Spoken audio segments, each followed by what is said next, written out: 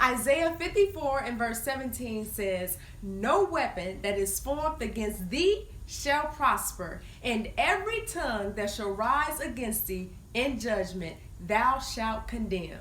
This is the heritage of the servants of the Lord, and their righteousness is of me, saith the Lord."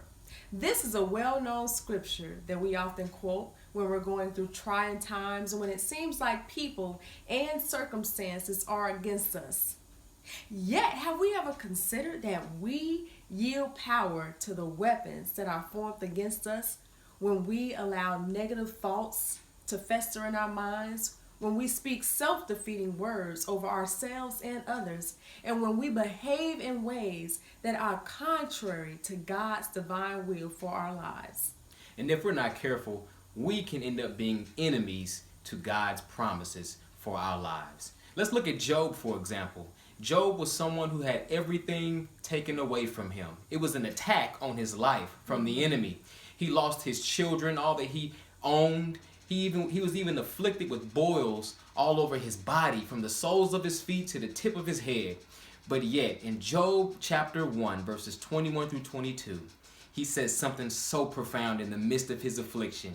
He says, "Naked came I out of my mother's womb, and naked shall I return thither. The Lord gave, and the Lord hath taken away. Blessed be the name of the Lord." Are we able to bless the name of the Lord in the midst of our trials, in the midst of our situations, our faults, and our failures? When it seems like the enemy is wreaking havoc in our lives, are we still able to say, "Blessed be your name, Lord"? And just imagine how he felt through this. It doesn't feel good to have boils and to be sick all over your body, but yet, even through the midst of it, he was able to use his words to apply that to God's will for his life. And then it even says, "Job sinned not in all this, nor did he charge God foolishly." And we did see him waver some. He began to curse the day he was born, but he held on to the Lord in humility, maintained his integrity through it all. So how are we in the midst of our storms? Are we holding on to our integrity? Are we holding on to who we are as a child of God? Or are we allowing the storms tear us apart, mess up our words, mess up our speech, mess up our actions?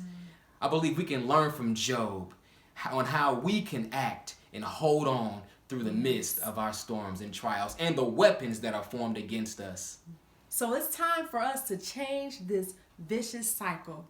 And the way that we can do this is by asking the Lord to search our hearts. Yes. and allow us to be honest with ourselves. What are the words, the thoughts, what actions have we been giving ourselves to? Are they contrary to the will of God? We can do so by reading our Bible and making sure that we're spending time in prayer and asking Jesus to change us internally, because change starts within.